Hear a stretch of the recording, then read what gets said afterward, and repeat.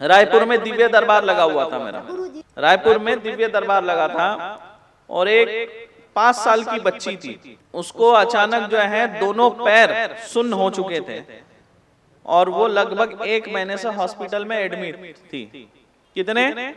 1 महीने से एडमिट थी, दोनों पैर सुन्न हो चुके थे, लकवा जैसे, पैरालिसिस जैसा हो गया था, दोनों पैर काम नहीं कर रहे थे, 1 महीने से हॉस्पिटल में थी। रायपुर में मेरा दिव्य दरबार लगा, उनको कहीं से जानकारी मिली, तो वो बच्ची को डिस्चार्ज करके गोद में उठाकर दरबार में लाकर बैठे हुए थे। जैसे आप लोग बैठे वैसे ही वो लोग अपने बच्ची को लेकर बैठे हुए थे। जब तक उनका पर्चा लगा, नंबर आया, उससे पहले ही वो बच्ची अपने पैरों पे चलने लग गई थी। वो तो मेरे तक पहुंचे भी नहीं थे, उनका तो नंबर भी नहीं आया था, लेकिन बच्ची चलने लगी। तो ये शक्ति है यहाँ पर। तो यहाँ बैठने से भी कृपा होती है। तो यहाँ बैठे हो ना, तो तीनों माता रानी से आप कामना करिए, आपके जो दुख हैं, कष्ट हैं, वो दूर करने। लेकिन इस धाम में जब आप आ रहे हो ना, तो स्वार्थ से मत आओ। बोलते हैं ना, दुख में सुमिरन सब करे, सुख में करे ना कोई, वैसा किस्सा ना हो। आप या दुख में भी जुड़े रहो, सुख के दिन आए तब भी आप जुड़े रहो। ऐसा नहीं कि स्वार्थ से रिश्ता मत जोड़ो, भक्ति से रिश्ता जोड़ो। जब सुख में आप भगवान का ध्यान करोगे तो आपके जीवन में दुख नहीं आएगा। अच्छे समय में याद करो ना, लेकिन अच्छे समय में इंसान क्या होता है, भौतिक जीवन के इस माया में, भौतिक जीवन के सुख संसाधन की माया में खोया हुआ रहता है, तो उसको भगवान की याद नहीं आती है, भगवान के लिए समय भी नहीं होता है। तो इसलिए सुख के समय भगवान का मनन चिंतन करो तो दुख नहीं आएगा। और यहाँ बैठे हो तो यहाँ पे भी मनन चिंतन करो, माँ का ध्यान करो, आपके जीवन के दुख है ना ऐसे ही कटेंगे। मैं आपको बता रहा हूँ, पर्चा बने ना बने, आप केवल दरबार की हाजिरी लगाते रहो। मैं यहाँ बैठा हूँ, मैं यहाँ से बोल रहा हूँ, क्योंकि जब मैं यहाँ बैठा हूँ तो ये कोई साधारण स्थान नहीं। अब मैं गद्दी पर बैठा हूँ, और गद्दी पर बैठकर आपको बता रहा हूँ। जब मैं यहाँ से बोलता हूँ तो मेरे वो वाक्य कभी खाली नहीं जाते।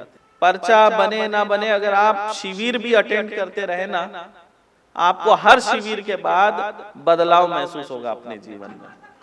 पर्चा बनने से भी महत्वपूर्ण है तंत्र काट। जो यहाँ पे तंत्र काट होता है वो महत्वपूर्ण है। जैसे मान लो किसी के हाथ की हड्डी टूट गई, अब वो डॉक्टर के पास जाएगा, एक्सरे करेगा। तो ये जो पर्चा है ये क्या है? एक्सरे है कि हड्डी कहाँ से टूटी है। पर जो तंत्र काट है, बिना एक्सरे के आपका इलाज हो जाना।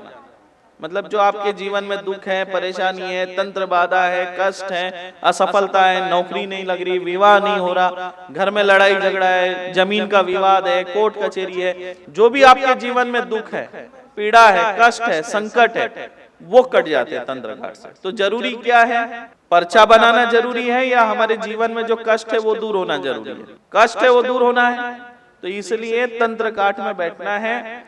और पर्चा तो आपका घूमते फिरते किसी ना किसी शिविर में बन ही जाएगा, आज नहीं तो कल बन जाएगा। बस पर्चे में आपको इतना पता चलेगा कि आपके जीवन में जो कष्ट था वो क्यों था, किस वजह से था, क्या कारण था, शारीरिक था, मानसिक था, तांत्रिक था, या प्रेत बाधा था, या पितृ दोष था, पूर्वजों की गलती थी, क्या थी, वो आपको पता चलेगा।